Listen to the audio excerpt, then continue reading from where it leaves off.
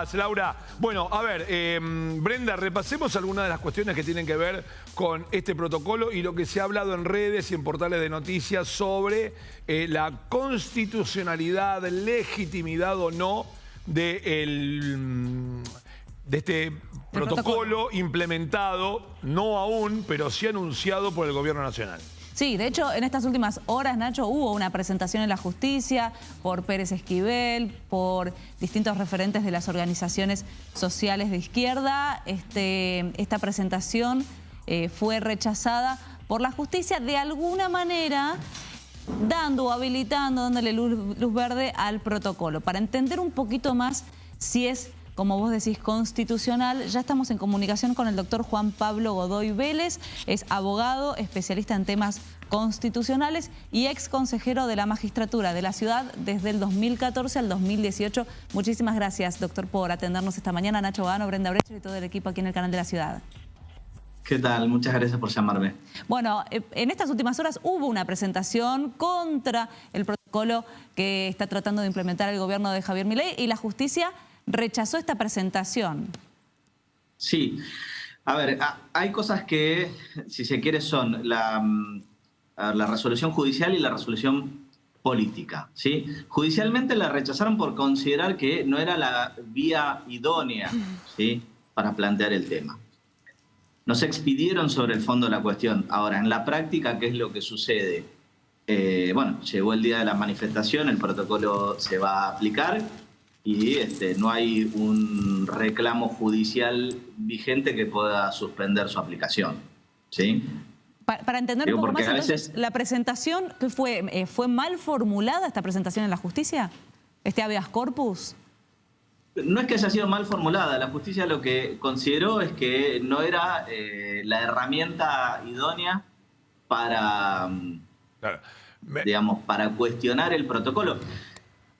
Es lo que sucede muchas veces cuando se judicializan cuestiones que son políticas. La justicia, a veces por los plazos en los que tiene que expedirse, como es lo que sucede con un amparo o con un habeas corpus, considera que no es la herramienta judicial adecuada, entonces técnicamente no hay ningún reclamo judicial vigente. Ahora, como la normativa se aplica de todos modos, el rechazo también resulta en que no hay, digamos, el planteo no prospera, ¿sí? O sea, se rechaza por cuestiones formales para evitar resolver la cuestión de fondo, pero bueno, en la práctica lo que sucede es que se convalida el acto administrativo, en este caso el protocolo.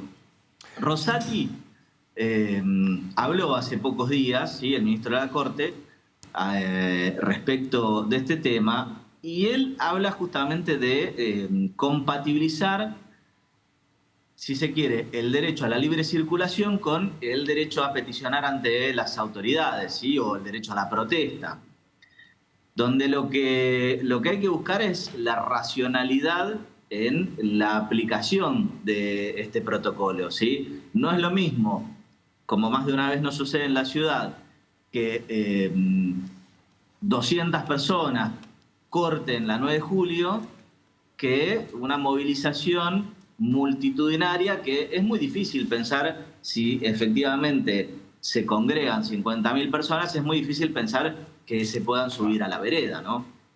Claro, a ver, doctor Nacho Gano le habla, muchísimas gracias por este ratito. Me voy a permitir ser un poco, no sé si soez, pero la justicia acá mete un Poncio Pilato, ¿no? Diciendo, no, mirá, yo no tengo nada que ver en esto, ya, la verdad. Mirá, totalmente. Sí, yo te banco, pero esto, la verdad que yo esto no tengo por qué solucionarlo, no al lugar. Y ese no al lugar no significa que convalide, que diga, no, está bien el protocolo. Lo que dice, no, mirá, la protesta que vos me venís a traer a mí es como si nada, a mí no me sirve. Yo lo que creo es esto, me parece que en definitiva lo que la justicia, o sea, me estoy poniendo en exégeta sí, obvio. Lo que la justicia quiere hacer. A mí me parece que lo que buscan es no expedirse antes, ¿sí?, sino en todo caso ver en función de la aplicación si efectivamente no termina siendo, como dicen del otro lado, una regulación que cercena el derecho a la protesta. Pensemos esto. Situate en el 20 de marzo del 2020. ¿Estaba bien la cuarentena? La aplaudimos, la gran mayoría. Sí, ponele. Ahora, Perdón, póngale. cuando estábamos en septiembre del 2020 y seguíamos de cuarentena, estaba claro para la inmensa mayoría que era definitivamente un abuso. ¿Sí? Sí. ¿Estamos de acuerdo en eso? Totalmente, totalmente. Bien. Acá te diría que es lo mismo. ¿Sí? En principio, ordenar las protestas o las manifestaciones para que no entorpezcan la libre circulación dentro de un marco de racionalidad, y ahí está el eje, ¿sí? Dentro de un marco de racionalidad está bien. Ahora, si esto va a implicar que ya nadie pueda protestar, que, digamos, se limite a tal punto que sea casi imposible realizar una manifestación, bueno, entonces vamos a estar ante un abuso que seguramente, llegada a esa situación, la justicia no lo va a convalidar. Doctor, a ver, existe lo doy vuelta, ¿no? No existe tampoco un protocolo de protesta. Digo, la protesta, bueno, tampoco está como regulada, ¿no? Decir, libre el derecho a la protesta. Bien, fantástico. Ahora, la protesta tiene, tiene como manifestaciones múltiples. Cortar una calle, o sea, y eso no está regulado tampoco. No. O sea, como protesta yo es libertad. Sigo con tal vez, y si hay alguna palabra que no corresponde, le ofrezco mis anticipadas disculpas. Como es libertina, ¿no? La protesta. Digo, bueno, yo si me quiero quedar acá, me quedo acá, y es mi derecho a cortar la calle. Pero estás cortando otro derecho. Bueno, no me importa. Pareciera ser eso. Sí, a ver, todo tiene, si se quiere, un contexto social e histórico. Claro. ¿Sí? Aunque transcurrieron 40 años desde que se recuperó la democracia, para nuestras cortas vidas es mucho tiempo, para la vida de las instituciones es poco tiempo. Exactamente. ¿Sí? Entonces, pasamos de una etapa en la que era imposible protestar o manifestarse por cualquier cosa a que esto fue, si se quiere, evolucionando al punto que para la gran mayoría de la sociedad, porque si nosotros pensamos entre los votos de Milei y los de Bullrich, y en definitiva en lo que fue el resultado del balotaje, podemos decir que para la mayoría de la sociedad había, si se quiere, un punto común entre digamos, las propuestas de uno y otro espacio, que era ordenar este tema. Entonces, hoy la sociedad pasó de aquel 83 en el que decíamos, dejemos que la gente se exprese libremente porque estuvo prohibido, a la situación actual en la que más de la mitad de la población dice, muchachos, ordenemos esto porque así no se puede vivir. Claro. Claro, es que la mitad, ya te dejo hablando, perdón. La mitad de la sociedad no dice no protestes. Protestá, pero mirá, fijémonos cómo. Sí, claro. A ver, si no empezamos a... siempre toda regulación implica de alguna manera limitar derechos, garantías y libertades. ¿Sí? Ahora, doctor, ¿qué exactamente...? Pensemos en lo siguiente. El derecho a la vida es el que tiene la garantía, si se quiere, constitucional más importante. ¿Sí? Sin embargo, existe la legítima defensa. Y eso no es ni más ni menos que el permiso legal de matar a otra persona para evitar morir nosotros. ¿Sí? Claro. Claramente es una limitación. El derecho a la propiedad tampoco es absoluto, porque por una ley que declare la utilidad pública podrían expropiarte. ¿Sí? Entonces, todo admite, digamos, una regulación. Sí. Doctor, le quería primero preguntar si exactamente qué es lo que dice la Constitución en relación al derecho de protesta y en relación al derecho de circular. Y por otro lado, esta regulación que usted habla, ¿sería la interpretación que debería considerar o ejercer la justicia? Sí, a ver, la Constitución habla de derecho a peticionar ante las autoridades. La protesta es una forma de peticionar. Y habla también de la libre circulación en nuestro territorio, ¿sí? Ahora, eso no hay un detalle si la libre circulación, imaginemos que en 1853, si bien tuvimos la reforma del 94, pero este texto está del 53, no había. ¿Qué era la libre circulación? Autos no existían, ¿sí? Entonces, la libre circulación puede ser libre circulación a pie.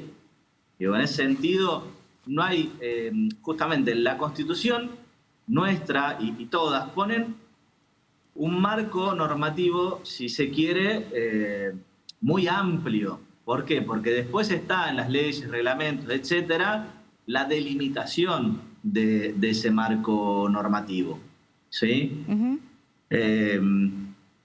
Entonces, en ese sentido, el protocolo en sí no es inconstitucional. Eso desde ya lo que puede resultar es si hay un abuso en la utilización de eso, sí podrá ser revisado judicialmente. Claro.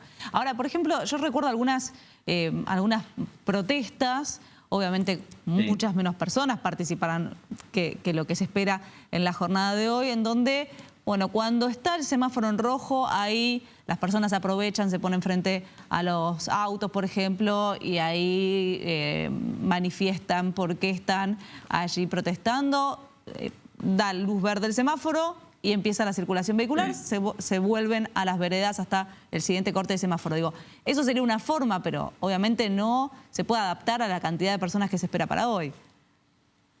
No, bueno, es que ahí es donde tenemos que aplicar el sentido común, ¿sí? Que muchas veces en la Facultad de Derecho se dice es el menos común de todos los sentidos. ¿Por qué? Porque cuando arrancamos a teorizar es donde nos desviamos del sentido común. Si las manifestaciones de 50 personas, de 100 personas, de 500 personas, podemos pensar en que se suban a la vereda y demás. Ahora, cuando estamos hablando de movilizaciones que son multitudinarias, no hay forma de que entren en la vereda. O sea, aunque arranquen desde el 9 de julio, desde Libertador hasta el puente, lo ocupan todo. Claro. ¿Sí? Entonces, me parece que ahí está justamente esto de lo que hablaba Rosati, de compatibilizar el ejercicio de los derechos. ¿Y cómo se logra eso? ¿Cuál sería una solución? ¿O quién dice que se está compatibilizando bien? Bueno, a ver, en principio ese ejercicio lo tiene que hacer el Ministerio de Seguridad, pero tiene que ver con esto. A ver, una cosa es, desde lo teórico yo te diría, y si se movilizan 50.000 personas, a mí no me parece irracional que terminen cortando la 9 de julio. En todo caso, lo que tiene que organizar la ciudad es la forma de desviar el tránsito para que la ciudadanía no quede atascada por causa del piquete. Que esa también es una cuestión en la cual hay una utilización política, porque si a vos te desviaran, ¿sí?, desde avenidas importantes y vos no te acercás directamente y no quedás trabado, bueno, te va a molestar, te va a entorpecer el tránsito, pero no te va a implicar que vos te quedes 2 horas clavado en un lugar. Claro, después está el punto de los comerciantes que se escucha muchas veces, o se escuchaba cuando estaban estas movilizaciones y los acampes, todos los comerciantes que estaban damnificados, porque obviamente varios días por mes se veían perjudicados por la situación que estaban atravesando ahí de la gente. En cuanto a este protocolo, doctor, que también dicen que le van a cobrar el costo de los operativos a las organizaciones, ¿eso también sería constitucional, anticonstitucional? Bueno, a ver, en la medida que se produzca un perjuicio económico, Digo, no es ni más ni menos que aplicar el Código Civil y Comercial. Después, bueno, el reclamo en ese caso lo tienen que hacer los propios comerciantes. Lo que no puede pasar es que la ciudad te reclame, digamos, por el perjuicio económico a los comerciantes. En lo que tiene que ver con el operativo, lo veo como de difícil implementación. En principio, desde un marco teórico, no suena descabellado, no es inconstitucional, no es ilegal, en ese sentido, para nada. Lo veo de difícil aplicación, eso sí. Y además, ¿a quién se le va a reclamar el costo del operativo? ¿A quienes organizan? ¿A todas las personas que se manifiestan? Porque además también hay otra cuestión, que es algo que los abogados vemos muy comúnmente.